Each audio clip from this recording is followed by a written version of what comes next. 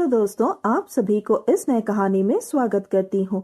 मेरे पति के साथ रात में जब मैं रहती तो मेरे जेजी तड़पते थे। जेजी को ऐसी हालत में देखकर मुझे भी अच्छा नहीं लगता था। फिर एक दिन मेरे पति घर पर नहीं थे तो जेजी के साथ पूरी रात को मैं। तभी मेरे जेजी ने कहा, मैंने आपकी पसंद की चीज दिला दी है, तो अब मेरी पसंद की चीज कब मिलेगी। दोस्तों, थोड़ा सा समय निकालकर इस कहानी को अंत तक जरूर सुने।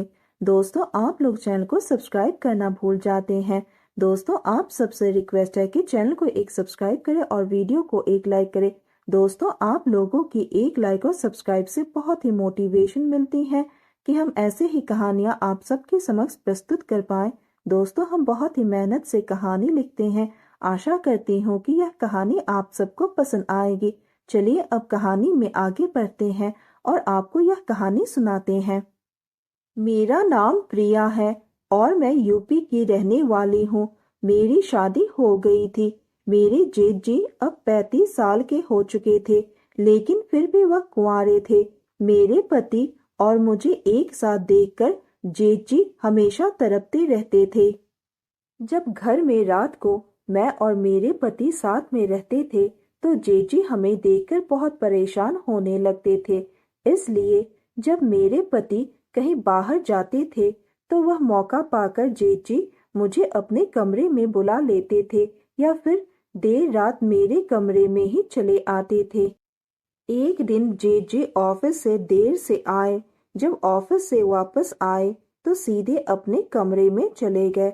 सुबह मैं उनके कमरे में गई और कहा, जेजी चाय पी लो, लेकिन जेजी ने कुछ नहीं बोला। मैंने जैसे ही कंबल हटाया मेरी नजर वहीं पर ठहर गई और मैं हैरान होकर उन्हें देखते ही रह गई। मेरी शादी के 2 महीने ही हुए थे। जब भी मैं अपने पति से कुछ मांगती तो वह कहते, तुम्हारे जेजी से पूछ कर लाते हैं। मैंने कहा, ऐसा क्यों? तब मेरे पति ने जवाब दिया, हर चीज में तुम्हारे जेजी ही पैसा देते हैं। मेरे ससुराल में मेरे सासू माँ के अलावा उनके 2 बेटे हैं, एक मेरे पति और दूसरे उनके बड़े भाई। मेरे पति का नाम आलोक था और उनके भाई का नाम दीपेश। आलोक छोटे थे जबकि दीपेश बड़े भाई थे। मैंने अपने पति से पूछा, जेजी ने अभी तक शादी क्यों नहीं की? तो उन्होंने जवाब दिया, पता नहीं। मेरे पति ने कहा, मेरे भाई की इच्छा शादी करने को नहीं होती थी, इसलिए मेरी माँ ने मेरी शादी करवा दी। अब दीपेश की उम्र 35 साल हो चुकी है। मुझे समझ आ चुका था कि सारी संपत्ति मेरे जेजी की ही है, इसलिए मेरे पति बिना पूछे 1 रुपए भी खर्च नहीं करते हैं। सीधे शब्दों में कहे तो मेरे पति अपनी कंपनी संभालते थे और जिस घर में मैं रहती थी वह घर मेरे जेजी ने ही बनवाया था। जब उनका मन करता है वह ऑफिस में जाते हैं। ज्यादातर ऑफिस के काम मेरे पति ही संभालते हैं। जब मैं शादी होकर इस घर में आई थी तो मुझे देखकर मेरे जेजी का भी मन शादी करने का हुआ। मैंने उनसे बहुत जानने की कोशिश की कि वह शादी क्यों नहीं करना चाहते हैं, लेकिन कुछ पता नहीं चल पाया। 2 ही महीने में मैं इस घर में सबकी लाडली हो चुकी थी। मेरी ससुराल में मेरे ससुर नहीं थे, उनकी जगह मेरे जेठ जी थे जो घर की पूरी जिम्मेदारी संभालते थे। वह हमें किसी भी चीज के लिए मना नहीं करते थे। एक बार जेठ जी की तबीयत बहुत ही खराब हो गई। 3 दिन तक इलाज घर पर ही चलता रहा, लेकिन कोई फायदा नहीं हुआ। फिर मैंने उन्हें अस्पताल में भर्ती करवा दिया। 12 दिन तक मेरे जेजी अस्पताल में ही रहे। इस दौरान मैं उनके लिए खाना लाने और ले जाने लगी।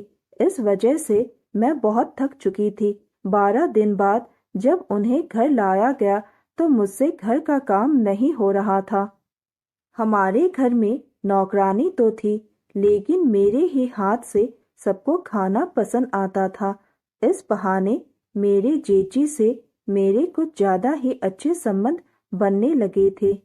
जब भी मैं जेठ जी के लिए अस्पताल में खाना लेकर जाती थी तो उन्हें बहुत अच्छा लगता था और वह मेरी बहुत तारीफ करते थे। प्रिया, तुम्हारे हाथ का खाना हमें बहुत पसंद आता है। यही वजह थी कि मैं जेठ जी के और भी करीब आने लगी। मुझे उनकी सेवा करना बहुत ही अच्छा लगता था। एक दिन जब मैं बाजार गई तो जेठ जी मेरे साथ ही थे। बाजार में मुझे एक सोने की बाली बहुत अच्छी लगी।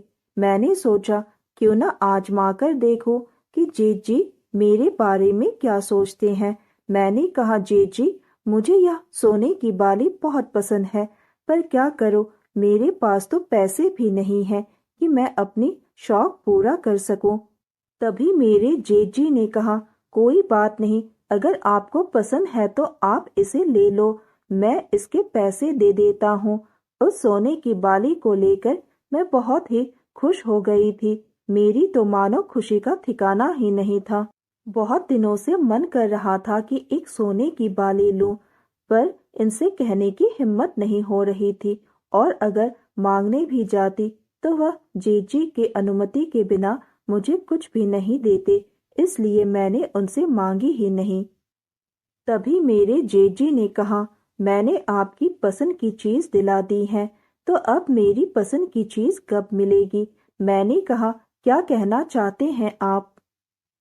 तब जेठ जी ने हंसते हुए कहा, कुछ नहीं, मुझे तो बस आप अच्छे लगते हो, आप संस्कारी हो, इतनी सेवा करती हो हमारी और हमारे परिवार की, बहुत अच्छा लगता है। बस ऐसे ही संस्कार सभी के अंदर देते रहना। चलो अब हम घर चलते हैं। फिर हम लोग घर चले गए और सभी के साथ हंसी खुशी से रहने लगे। तो दोस्तों, यह कहानी सुनने के बाद आप सबकी क्या राय है, हमें कमेंट करके जरूर बताइए और साथ ही इस वीडियो को एक लाइक करें, चैनल को एक सब्सक्राइब करें और नोटिफिकेशन बेल को भी जरूर दबाएं ताकि अगली अपडेट सबसे पहले आपको मिले। दोस्तों, आपकी एक लाइक और सब्सक्राइब से बहुत ही मोटिवेशन मिलती है कि हम ऐसे ही कहानियां आप सबके समक्ष प्रस्तुत कर पाए। आप सब ने अपना कीमती समय निकालकर इस वीडियो को सुना, इसके लिए आप सभी को धन्यवाद करती हूँ। धन्यवाद दोस्तों।